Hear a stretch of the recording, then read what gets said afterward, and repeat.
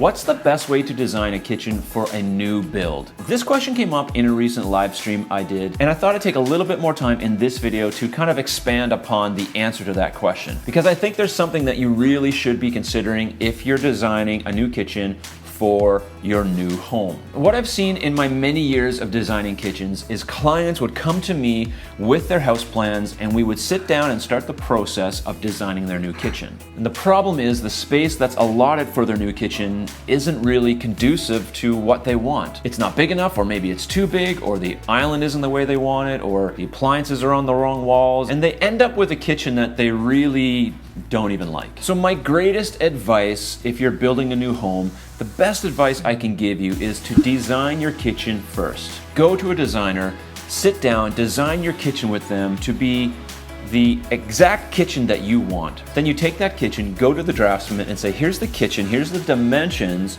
and here's what I want my kitchen to look like in this house plan. We want to fit our dream kitchen.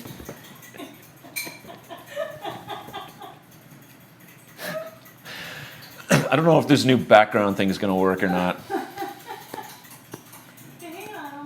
Now the benefit of doing it this way is that you get to decide where the window placement is, where the sink is. You get to have more say in where things are located. All those details are taken care of and you don't have to worry about it after the fact. You see, when a draftsman draws up a house plan, they put a kitchen in there as a placeholder. It's just to say, this is where the kitchen is.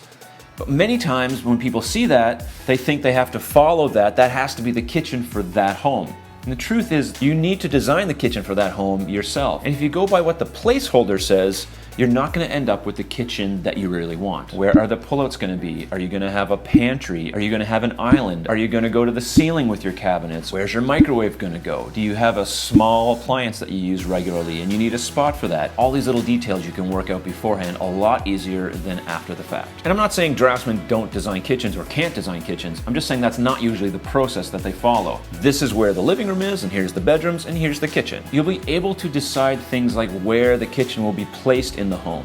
Will it be on an outside wall or two outside walls? Will it be on an interior wall?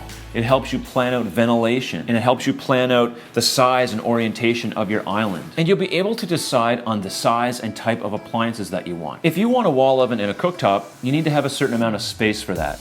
And if the placeholder kitchen in the floor plan of your new home doesn't allow for it, then you're going to be disappointed at the end when you're trying to get that into your new kitchen. By doing it this way, you can allow for all those things, where things are going to be placed, and the size of your appliances. For instance, fridges are all different sizes. Do you want a side-by-side? Is it a 36-inch wide counter depth fridge? What is it? You probably have a fridge already in mind that you want. All this stuff can be taken care of beforehand much easier. What you baking? I'm going to make strawberry bars. Strawberry bars. Sounds good to me.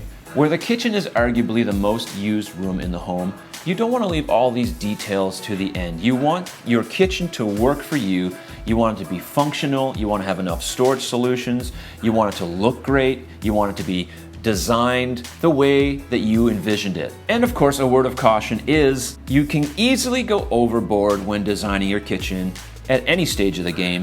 But when you're designing it without limitations, you can easily go over the budget. So you need to be careful that you keep within your budget, if that's important to you, so that you don't get to the end of the process and be like, well, I can't afford any of this, it's way too big of a kitchen. Look at the floor plan of the house that you want to build, see where the kitchen is, the size of it, and determine if the size of that kitchen is workable for you. If it needs to be bigger, make it bigger. If it's too big, you can even make it smaller.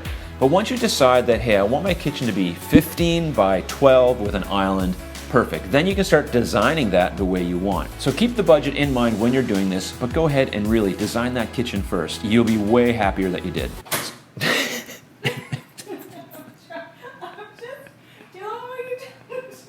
And if you are planning a new kitchen and you need some help with that, my online design solution may be the right choice for you. There's a link in the description below, but I provide you with 3D renderings, floor plans, elevation views, and as many revisions as it takes to get the kitchen that you really want. Or if you need a consultation about kitchen design, all it takes is an email to start the conversation where we can begin to answer the questions that you have about your particular design or the project that you have in mind.